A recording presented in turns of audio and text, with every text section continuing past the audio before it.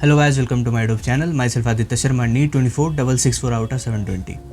आपने अपने नीट की प्रिपरेशन स्टार्ट की, उसके लिए आपने कहीं ऑफलाइन कोचिंग ज्वाइन किया या फिर आपने ऑनलाइन लेक्चर्स वगैरह देखने स्टार्ट किए, बट उससे क्या फ़र्क पड़ता है?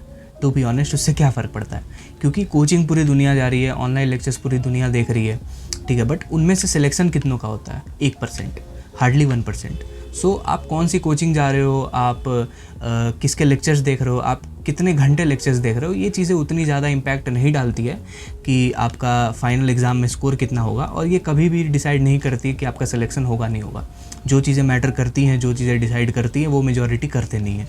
जैसे सेल्फ स्टडी हो गया, टेस्ट की एनालिसिस होगी। खैर, टेस्ट की एनालिसिस पे हमने एक ऑलरेडी सेपरेट वीडियो बनाई है, अगर आपने चेक नहीं किया तो आप चेक कर सकते हो, आपको फ़ायदा होगा, ठीक है।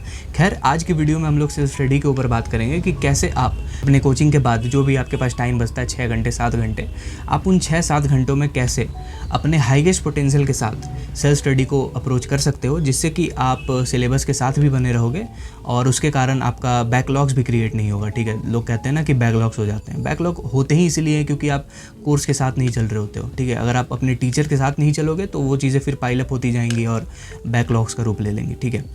तो आज की वीडियो हम लोग इसी चीज़ के ऊपर बात करेंगे, पूरी सेल्फ स्टडी के ऊपर चर्चा होगी, ठीक है। और 2 केसेस में बात करेंगे, क्योंकि कोचिंग जो होता है ना, वो क्या होता है जनरली कि 2 बैचेज़ होते हैं। जैसे कोटा में अगर हम लोग बात करें तो 2 बैचेज़ में पढ़ाई होती है। जैसे एक जो बैच होता है वो आपका मॉर्निंग बैच होता है, और एक जो बैच होता है वो आपका इवनिंग बैच होता है। अगर हम अपनी बात करें तो हमारा बैच जो था वो मॉर्निंग बैच था। 10 बजे से सुबह क्लास स्टार्ट होती थी और 4 साढ़े 4 बजे तक ख़त्म हो जाता था बैच, ठीक है। बट तो हाँ, इसीलिए 2 केसेस में बातें होंगी, क्योंकि दोनों में आपका जो अप्रोच रहेगा सेल्फ स्टडी करने का वो अलग रहेगा, क्योंकि टाइमिंग अलग अलग है, ठीक है। अच्छा, तो आइए अब बिना देर के सीधे मुद्दे पे आते हैं और वीडियो को स्टार्ट करते हैं। तो बाकी चीज़ें डिस्कस करने से पहले हम आपको थोड़ी सी एक टाइम की हिसाब दे देते हैं, ठीक है। क्योंकि ये जानना बहुत ज़रूरी है कि आपका टाइम कहाँ पे और कितना जाएगा, ठीक है। क्योंकि अगर आप ये चीज़ एस्टिमेट कर लेते हो ना कि हमको यहाँ पे इतना टाइम देना है, इस चीज़ में इतना टाइम देना है, तो आपको पता चल जाता है साफ साफ कि सेल्फ स्टडी के लिए आप कितना टाइम बचा पाओगे, ठीक है। तो इसी चीज़ को हम लोग डिस्कस करते हैं। अगर हम लोग बात करें क्लासेस की, तो अगर हम लोग क्लासेस की बात करें तो आपके 3 क्लासेस चलेंगे एक दिन में, ठीक है।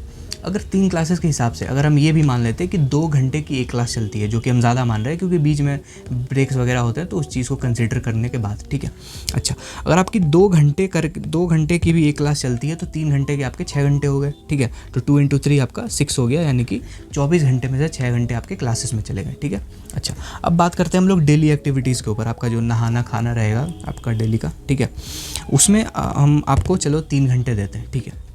अच्छा, 3 घंटे प्लस अगर आप ऑफलाइन कोचिंग के लिए जाते हो, जैसे कि अगर हम अपनी बात करें तो 40 घंटा जाने में, 40 घंटा आने में, यानी कि 1.5 घंटा ऑलमोस्ट आपका अप डाउन में हमारा टाइम वहाँ चला आता था। तो अगर आप ऑफलाइन कोचिंग जाते हो तो आपको ट्रैवल करना पड़ेगा, ठीक है। तो उसके लिए चलो हम आपको 2 घंटे दे देते हैं, आधे घंटे हम आपको ज़्यादा दे देते हैं, ठीक है। अच्छा, तो ये आपका हो गया 2 घंटे आपका ट्रैवलिंग फॉर ऑफलाइन, ठीक। अच्छा, अब सोने की बारी आती है, तो कितने घंटे सोओगे? 7 घंटे सोओगे, चलो 7 घंटे सो लो, ठीक है। तो आपका स्लीपिंग आवर्स जो हो गया वो हमने अलॉट कर दिया 7 घंटे, ठीक है। अप्रॉक्सीमेटली आपका इतना सब रहेगा। अच्छा, अगर हम इन तीनों को अगर हम ऐड करें, कैलकुलेट करें, तो आपका जो टोटल टाइम खर्चा हो रहा है इन तीनों में वो आपका 18 घंटे हो रहा है, ठीक है। यानी कि 24 में से 18 घंटे आपके बेसिक कामों में और क्लासेस में चले गए, ठीक है। अब आपके पास टाइम कितना बचता है? 6 घंटे, 6 घंटे बच रहे हैं। अब इन 6 घंटों में ही आपको अपनी सेल्फ स्टडी करनी है, यानी कि आपको रिवीजन करना है, सवालों की प्रैक्टिस करनी है। आपको 6 घंटे कम लग रहे होंगे, बट ट्रस्ट मी, अगर आप 6 घंटे कोचिंग के बाद सेल्फ स्टडी कर लेते हो ना, इट्स मोर देन इनफ, ठीक है। आप ऐसे ही बाकी लोगों से आगे हो जाओगे, क्योंकि ज़्यादातर जनता कोचिंग के बाद पढ़ती ही नहीं है ना। आज का आज पढ़ लोगे ना आप, तो आप वैसे ही रेस में आगे चले जाओगे भाई, ठीक है, ट्रस्ट मी। तो आपके पास 6 घंटे बच रहे हैं। अब हम लोग इस 6 घंटे को 2 बैचेस के हिसाब से स्प्लिट करते हैं, यानी कि आपका एक हो गया मॉर्निंग बैच और दूसरा हो गया इवनिंग बैच। सबसे पहले हम लोग बात करेंगे मॉर्निंग में अगर आपकी क्लासेस चलती हैं तो आपको अपने सेल्फ स्टडी को कैसे टाइम देना है, ठीक है। अच्छा, अगर आपकी मॉर्निंग में क्लासेस चलती हैं, ठीक है, अगर आपकी मॉर्निंग में क्लासेस चलती है, लेट सपोज आपका जो क्लास है वो 8 से 10 बजे के बीच में सुबह स्टार्ट हो जाता है, तो अगर इस टाइम पे स्टार्ट होता है तो 4 से साढ़े 4 के बीच में आपका खत्म हो जाएगा, यानी कि 2 से 4 बजे के बीच में आपका खत्म हो जाएगा। अगर 8 से स्टार्ट हो रहा है तो 2 बजे, और 10 से स्टार्ट हो रहा है तो 4 से साढ़े 4 के बीच में ख़त्म हो जाएगा, ठीक है। अब सुनो, अगर आपके मॉर्निंग में क्लासेस चलती हैं तो एक बात आप दिमाग में डाल लो, क्या आपकी अगर मॉर्निंग बैच है तो आपका जो सेल्फ स्टडी रहेगा आप उसी दिन ख़त्म करोगे, क्योंकि आपको शाम में टाइम मिल रहा है, जो कि इवनिंग बैच वाले को नहीं मिलेगा, ठीक है। तो आपको जो शाम में टाइम मिल रहा है ना घर पे आने के बाद, आपको उसी शाम को 6 घंटे आपकी सेल्फ स्टडी पूरी कर लेनी है, ठीक है। कैसे करनी है, क्या क्या करनी है, अब हम डिस्कस करेंगे आगे, ठीक है। अच्छा, क्या बोला हमने, 6 घंटे आपको मिल रहे हैं। अब इन 6 घंटों में आपको सेल्फ स्टडी के लिए क्या क्या करना है, पंखा ऑफ है यार, ठीक है। अब 6 घंटे में आपको क्या करना है, सबसे पहले आप घर आए, अपना जो भी 10-15 मिनट रेस्ट तो करना था आपने रेस्ट किया। उसके बाद आपको सबसे पहले जो उठाने हैं वो आपके क्लास नोट्स होंगे, ठीक है। सबसे पहले आँख बंद करके आप अपने क्लास नोट्स उठाओगे डेली, ठीक है। क्लास नोट्स सबसे पहली प्रायोरिटी रहेगी आपकी, ठीक है। अच्छा, तो क्लास नोट्स में आपको क्या करना है, रिवीजन करते वक्त, सेल्फ स्टडी करते वक्त, अच्छा आपको क्या करना है, revise each and everything in pure detail. आपको पूरा डिटेल में थरोली आपको पूरे नोट्स रिवाइज करनी है। आपको एक एक पॉइंट नोट्स का समझ में आना चाहिए, एक एक सवाल आपको समझ में आना चाहिए। जो आपको क्लास में पढ़ाया गया, घर पे आने के बाद आपको एक एक चीज़, एक एक शब्द समझ में आना चाहिए, पकड़ में आना चाहिए। अगर नहीं समझ में आ रहा है, अगले दिन जाओ अपने टीचर से पूछो, या फिर अगर आप ऑनलाइन लेक्चर देखते हो उस पार्ट को वापस जाके देखो, मगर आपको नोट्स की एक एक चीज़ समझ में आनी चाहिए बारीकी से, ठीक है, पूरे डिटेल में। तो आपको यही काम करना है, अपने नोट्स को पूरे डिटेल में रिवाइज करना है, ठीक है। साथ ही आपको क्या करना है, प्लस आपको अपने सारे क्वेश्चंस को रिव्यू करने हैं जो कि आपके नोट्स में रहेंगे, ठीक है। क्योंकि नोट्स में जो सवाल होते हैं ना, वो जनरली टीचर्स अच्छे सवाल करवाते हैं। जो अच्छे लेवल के सवाल होते हैं, जिनमें मल्टीपल कंसेप्ट्स इन्वॉल्व हो रहते हैं, वो जनरली टीचर्स करवाते हैं। तो आपको सारे क्वेश्चंस को रिव्यू करना है, और रिव्यू करने का मतलब ये नहीं है कि सवाल पढ़ा और आंसर देख लिया, हो गया, रिव्यू रिवाइज कर लिया, नहीं। आपको सवाल पढ़ना है, खुद से सवाल को अप्रोच करने की कोशिश करनी है और खुद से सॉल्व करना है, ठीक है। तो ये काम आपको सवालों के लिए करना है, ठीक है। तो review all the question present in your notes and try to solve them by your own. आपको खुद से सवाल सॉल्व करने की कोशिश करनी है। अगर आपसे सॉल्व हो गया तो वेल एंड गुड, आपका कंसेप्ट क्लियर है। नहीं सॉल्व हुआ तो आप देखो आपको सवाल समझ में नहीं आया, या फिर आप कहीं कंसेप्ट में लैग कर रहे हो, सवाल समझ में नहीं आया तो आप जाओ, आप अगले दिन अपने टीचर से पूछो कि इसमें क्या दिक्कत है, आप नहीं समझ पा रहे हो, ठीक है। अगर आपको कंसेप्ट में दिक्कत है, आप जाओ नोट्स में वापस जाके उस कंसेप्ट को रिवाइज करो, ठीक है। तो ये आपका हो गया नोट्स का हिसाब, ठीक है, क्लास नोट्स का हिसाब। अब हम लोग आते हैं और आपको क्या क्या करनी है। देखो, नोट्स के साथ आपको पढ़नी है एनसीईआरटी। हाँ, बायो के लिए और इनऑर्गेनिक के लिए एनसीईआरटी बहुत इंपॉर्टेंट है। तो आपको घर पे आने के बाद, कोचिंग के बाद आपको एनसीईआरटी उठा लेनी है क्लास नोट्स के बाद, ठीक है। अच्छा, अब एनसीईआरटी में आपको क्या करना है, बायो और इनऑर्गेनिक के लिए बात करें तो वैसे ऑर्गेनिक के लिए भी आपको पढ़नी है, ठीक है। बट ऑर्गेनिक के लिए आप तब पढ़ोगे जब आपका पूरा चैप्टर खत्म हो जाएगा तब, ठीक है। इनऑर्गेनिक और बायो के लिए आप टॉपिक वाइज पढ़ सकते हो, डेली पढ़ सकते हो, ठीक है। अच्छा, अब बायो और इनऑर्गेनिक के लिए क्या करना है, read that specific part which you have studied today. Suppose आपका आज सेल यूनिट ऑफ लाइफ में बायो में आपको सेल वॉल पढ़ाया गया, तो घर पे आके आप सेल वॉल का जो पार्ट है ना एनसीईआरटी में, वो पूरा आप रिवाइज करोगे, यानी कि पढ़ोगे। और पढ़ के आपको हर एक लाइन एनसीईआरटी की समझनी है खुद से। आपको ये देखना है कि क्या आपको हर एक लाइन एनसीईआरटी की समझ में आ रही है। हर एक लाइन से, हर एक पैराग्राफ से आपको क्वेश्चन फ्रेम करने हैं, असर्शन रीजन क्वेश्चन फ्रेम करने हैं, ठीक है। एमसीक्यूज फ्रेम करने हैं कि कैसे टाइप के सवाल आपको पूछे जा सकते हैं नीट में, ठीक है। ये चीज़ आपको रिकॉल करने में हेल्प करती है, आपको एक कहते हैं ना, एक पर्सपेक्टिव देती है चीज़ों को देखने का, कि हाँ ऐसे ऐसे सवाल फ्रेम किए जा सकते हैं, ठीक है। और रिकॉल करने में भी हेल्प करती है, क्योंकि आप जब देख के ये सोचते हो ना कि इस टाइप के सवाल फ्रेम किए जा सकते हैं, तो जब आप टेस्ट देने बैठोगे तो टेस्ट में आपको याद आएगा कि हाँ ये पैराग्राफ हमने पढ़ा था, इसमें हमने खुद जज किया था कि ऐसे सवाल पूछे जा सकते हैं, ठीक है, जो कि पूछे गए, ठीक। तो ये चीज़ आपको रिकॉल करने में भी टेस्ट के टाइम हेल्प करती है, ठीक है। तो ये आपका हो गया एनसीईआरटी का हिस्सा। अब हम लोग आते हैं सवालों की प्रैक्टिस पे। हाँ, आपको सवालों की प्रैक्टिस भी करनी है, क्योंकि नोट्स पढ़ने के बाद अगर आपने सवाल नहीं किया तो नोट्स पढ़ना व्यर्थ है आपका, ठीक है। नोट्स आप पढ़ते ही इसीलिए हो कि आपकी कंसेप्चुअल अंडरस्टैंडिंग बने, ठीक है, जिससे कि आप बाद में सवाल सॉल्व कर पाओ। अगर आप सवाल ही नहीं सॉल्व करो तो कोई फ़ायदा नहीं है, ठीक है। आपसे सवाल बनने चाहिए। अच्छा, सवालों के लिए आप क्या कर सकते हो, solve questions of the topics which you have studied today. Suppose अगर आप फिजिक्स की बात करें तो अगर आपको आज पॉइंट चार्ज का इलेक्ट्रिक फील्ड पढ़ाया गया, तो आप अपना मॉड्यूल खोलोगे या फिर आप जो बुक प्रेफर करते हो उसको खोलोगे, उसमें इलेक्ट्रिक फील्ड का हर एक सवाल पॉइंट चार्ज का आप सॉल्व करोगे खुद से, ठीक है। और देखोगे कि आप सवालों में फंस रहे हो कि नहीं फंस रहे हो, ठीक है। ये चीज़ जानना बहुत ज़रूरी है, ठीक है। तो आपको टॉपिक वाइज सवाल सॉल्व करने हैं, जो टॉपिक आज आपको पढ़ाया गया घर आके उसको सॉल्व कर लेना है, ठीक है। अच्छा, क्या आप प्रेफर कर सकते हो, मॉड्यूल आप प्रेफर कर सकते हो और कोई बुक प्रेफर कर सकते हो, जैसे डीसी पांडे हमने किया था तो डीसी पांडे हम रिकमेंड करते हैं, ठीक है। अच्छा, ये आपका हो गया तब जब आपकी मॉर्निंग में क्लासेस चलती हैं, ठीक है। अब हम लोग आते हैं अगर आपकी इवनिंग बैच है, ठीक है, यानी कि आपका जो क्लास है, आपकी जो क्लासेस हैं, बैच की जो क्लासेस है, वो आपके 2 से 3 बजे के बीच में स्टार्ट होती है और थोड़ी सी लेट इवनिंग को ख़त्म होती है, जैसे 8 से 8:30 बजे के बीच में। तब आप कैसे चीज़ों को अप्रोच करोगे, सुनो।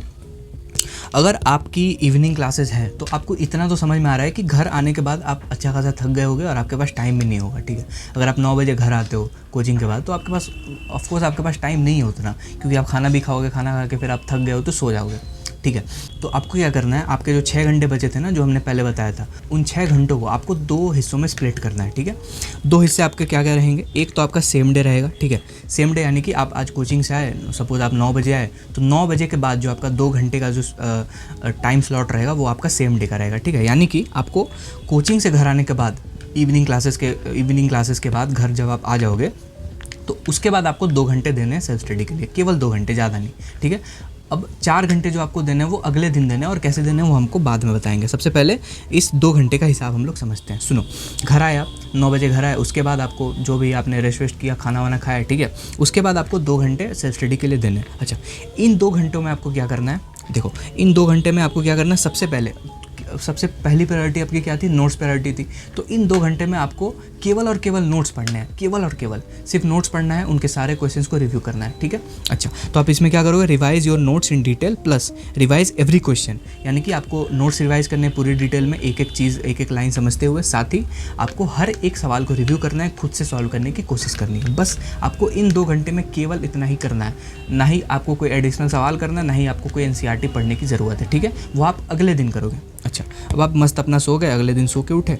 अब सुनो, अब अगले दिन भी तो आपका 2 बजे से क्लास होगा, ठीक है। अब यहाँ पे जो मॉर्निंग बैचेस वाले हैं वो आपका 8 से 10 बजे के बीच में क्लासेस चले जाएंगे, बट आप तो 2 से 3 बजे के बीच में जाओगे। तो ये जो आपका जो सुबह का टाइम है ना, जो मॉर्निंग वाले को नहीं मिल रहा है, तो ये जो सुबह का टाइम है आप अपने सेल्फ स्टडी के लिए यूज़ करोगे, ठीक है। जो आपके 4 घंटे बच गए थे आप सुबह में यूज़ करोगे, ठीक है। सुबह में फिर लापरवाही मत करना कि हाँ दोपहर में क्लासेस जाने तो सुबह खींच के सो रहे हैं, नहीं, तो फिर क्या फ़ायदा हुआ। अच्छा, तो आपको क्या करना है, नेक्स्ट डे बिफोर क्लास, लग रहा है जैसे दवाई बता रहे, next day before class, same day before sleep. तो ये जो आपके 4 घंटे रहेंगे ये आपके रहेंगे सेल्फ स्टडी के अगले दिन क्लासेस जाने के पहले, ठीक है। अच्छा, इन 4 घंटों में आपको क्या करना है, एनसीईआरटी पढ़नी है बायो और इनऑर्गेनिक की, ठीक है, और साथ ही आपको सवाल सॉल्व करने हैं मॉड्यूल से या फिर कोई बुक से। सवालों की प्रैक्टिस और एनसीईआरटी आप अगले दिन करोगे, नोट्स का रिवीजन आप उसी दिन करोगे, ठीक है, जिस दिन आप क्लास से आओगे, ठीक है। ये आपका समझ में आ गया। और कहाँ से सवाल करने वो हमने पहले बता दिया, एनसीईआरटी कैसे पढ़नी है, टॉपिक वाइज पढ़नी है वो हमने ऑलरेडी बता दिया। बाकी जो पूरा स्टेप है सेम रहेगा जो कि हमने मॉर्निंग वाले में ऑलरेडी बता दिया, ठीक है।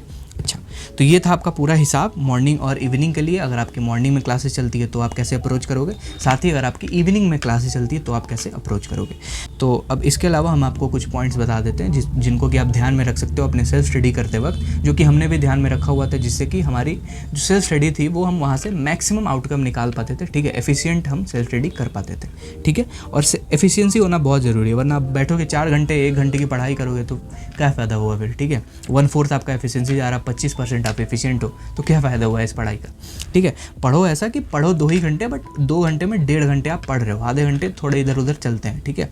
अच्छा, तो अगर हम पॉइंट्स की बात करें क्या क्या आपको ध्यान में रखने हैं, तो अब हम उसको डिस्कस कर लेते हैं। देखो, सेल्फ स्टडी करते वक्त जब आप अपने नोट्स को रिवाइज कर रहे हो तो एक चीज़ आप आज से हैबिट बना लो, क्या, आप चीज़ों को रिकॉल करने पे फोकस करो, ठीक है। रिकॉल करो चीज़ों को, जैसे लोग क्या करते हैं ना कि कोचिंग से आए, अगर उनको रिवीजन करना है तो क्या करेंगे, नोट्स उठाएंगे, नोट्स खोलेंगे, पन्ना पलटेंगे, देखेंगे कि हाँ ये फॉर्मूला था, ये सवाल था, ये सर ने लिखवाया था। नहीं, ये तरीका सही है, आपको ये तो सारे लोग करते हैं, बट वो जो एक्स्ट्रा ऑर्डिनरी जो आपको एज मिलेगा ना, वो आपको चीज़ों को रिकॉल करके मिलता है। अगर आप चीज़ों को रिकॉल करने पे फोकस करने लगते हो ना, तो परमानेंटली आपके दिमाग में चीज़ें सेट होने लगती हैं। लोग कहते हैं ना भूल जाते हैं, वो भूलते इसलिए क्योंकि परमानेंटली उनके दिमाग में वो चीज़ स्टोर नहीं हुई है, ठीक है। और स्टोर कैसे होती है, आप चीज़ों को बार बार रिकॉल करो, आँख बंद करके आप चीज़ों को रिकॉल करो कि हाँ घर आए, उसके बाद नोट्स उठाने के पहले हमने क्या किया कि हाँ आप आँख बंद करके रिकॉल किया कि हाँ केमिस्ट्री में आज सर ने इस रिएक्शन को पढ़ाया था, ये मैकेनिज़्म था, ऐसे रिएजेंट अटैक किया था, ठीक है, ये प्रोडक्ट फॉर्म हुआ था, ठीक है। तो इन चीज़ों को हम ये नहीं कह रहे कि आप पूरा बैठ के 1 घंटे बैठ के सोच रहे हो, अरे यार 10 मिनट तो सोचो। अच्छा, तो ये आपका पहला पॉइंट था, ठीक है। Recall everything in your mind which you have studied the whole day, ठीक है, ये आपको हेल्प करेगी एक्टिव रिकॉल करने में। अब आपको दूसरा जो पॉइंट है वो इस चीज़ पे ध्यान देना है कि फोकस ऑन विजुअलाइजिंग कंसेप्ट्स। देखो, सपोज़ कि आज आपने रोटेशनल मोशन पढ़ा फिजिक्स में, और ये आपका ज़्यादातर फिजिक्स में काम आएगा, ठीक है। वैसे तो सारा सब्जेक्ट में काम करता है, ठीक है, बस फिजिक्स में ये ज़्यादा काम करता है। सपोज़ आज आपने रोटेशनल मोशन पढ़ा, ठीक है। अब रोटेशन मोशन में अगर आपने आज मोमेंट ऑफ इनर्शिया पढ़ा, तो मोमेंट ऑफ इनर्शिया आप विजुलाइज़ करो ना कि हाँ एक डिस्क जो है वो रोटेट कर रहा है अपने एक्सिस पे। अगर उस एक्सिस को अगर हम लोग चेंज करते हैं सेंटर ऑफ मास से, अगर हम लोग उसको सर्कमफेरेंस पे लेके जाते हैं, तो मोमेंट ऑफ इनर्शिया में क्या चेंज आएगा, कौन सी थ्योरम लगेगी वहाँ पे, ठीक है, कैसे हम लोग अप्लाई करेंगे, क्या अप्रोच होगा, कैसे सवाल पूछे जा सकते हैं, ये आप खुद से विजुलाइज़ करो, ठीक है। ये वही काम करता है एक्टिव रिकॉल वाला। साथ ही में एक चीज़ आपको और ध्यान रखना है कि if you are missing out something, अगर आपको ऐसा लग रहा है विजुलाइज करते हुए, नोट्स पढ़ते हुए, अगर आपको ऐसा लग रहा है कि हाँ हमसे कोई चीज़ छूट रही है या कोई चीज़ हमको नहीं समझ में आ रही है, नोट्स में लिखी हुई कोई चीज़ नहीं समझ में आ रही, तो आप क्या करोगे, आज को टीचर अगले दिन ही जाते, आप जब कोचिंग में जाओगे, अगर आप ऑफलाइन पढ़ते हो तो जाओगे और डाउट क्लास में अपने टीचर से वो डाउट पूछोगे, उनके सामने रखोगे, ठीक। और पूरा का पूरा आपका जो कंसेप्ट है वो क्लियर होना चाहिए, बहुत ज़रूरी है, वरना सवाल सॉल्व नहीं होंगे फिर, ठीक है। फिर बैठ के रहोगे सवाल नहीं सॉल्व हो रहे, कैसे सॉल्व होंगे, कंसेप्ट ही आपका क्लियर नहीं है, ठीक है। अच्छा, तो ये चीज़ आपको ध्यान दे देनी है अगर आप ऑफलाइन में हो। तो अगर आप ऑनलाइन में हो तो अगर आपको कोई कंसेप्ट नहीं समझ में आ रहा है नोट्स का, इतने पार्ट का जो लेक्चर है ना वो आप वापस से रीवॉच कर लो, ठीक है। अच्छा, तो rewatch that specific part of the lecture if you are studying online, ठीक है। अच्छा, साथ ही में आपको क्या करना है, allot your self time to complete any task. ये आपको हेल्प करता है टाइम सेव करने में। वरना बहुत लोगों को हम देखते हैं कि 2 घंटे बैठे हैं तो बैठे ही हैं, अब नोट्स रिवाइज कर रहे हैं तो किए ही जा रहे हैं। यार आपको नोट्स रिवाइज करने में आधे घंटे लगने चाहिए, मैक्सिमम आधे घंटे लगने चाहिए एक सब्जेक्ट में, ठीक है। आपने आज ही कोई चीज़ पढ़ा, अगर आप उसको पढ़ने में वापस 2 घंटे लगा रहे हो तो पढ़ने का फ़ायदा क्या हुआ फिर। 2 घंटे में आप लेक्चर देख लेते कोई, ठीक है। रिवीजन का मतलब होता है कि केवल रीविजुअलाइज करना, ये नहीं कि बैठ के शुरू से एक ही चीज़ अब देख रहे तो देख ही रहे, नहीं भाई। रिवीजन का मतलब होता है आपने ऑलरेडी पढ़ रखा है, अब थरोली चीज़ों को देख रहे हो कि हाँ ये कंसेप्ट था, ये सवाल पूछे जा सकते हैं, ठीक है, ऐसे ऐसे अप्रोच करने, बस दैट्स सेट। और आज ही आपने पढ़ा है, आज ही पढ़ने में 2 घंटे लगा रहे हो, क्या मतलब है इस चीज़ का, ठीक है। तो आपको मिनिमम आधे घंटे में एक सब्जेक्ट के नोट्स रिवाइज कर लेना है, ठीक है, लेके बैठे नहीं रहना। तो ये आपको कैसे आदत लगेगी इस चीज़ की, ठीक है। ये अपने आप तो डेवलप नहीं होती है ना, क्योंकि टाइम का अंदाज़ा नहीं लग पाता शुरू में। तो इसको डेवलप करने के लिए आप क्या कर सकते हो, अलार्म लगा लो या फिर टाइमर लगा लो अपने फ़ोन में, ठीक है। और फ़ोन को दूर रख दो, वरना फ़ोन ही चला लेने लगोगे फिर, ठीक है। तो फ़ोन को दूर रख दो, उसमें टाइमर लगा दो आप आधे घंटे का, और नोट्स रिवाइज करने बैठ जाओ। और कोशिश करो कि आधे घंटे प्लस माइनस 5-10 मिनट में आपका रिविज़न कंप्लीट हो जाए, ठीक है। और धीरे धीरे ये चीज़ें होने भी लगेंगी, ठीक है। अच्छा, तो आपको अलॉट करना है टाइम अपने आप को, कोई भी टास्क करने से पहले। आप सवाल भी कर रहे हो तो उसमें आप टाइम अलॉट करो कि हाँ 30 सवाल है, 40 मिनट दिया या 50 मिनट दिया, ठीक है, या 1 घंटा दिया अगर फिजिक्स के सवाल है तो, ठीक है।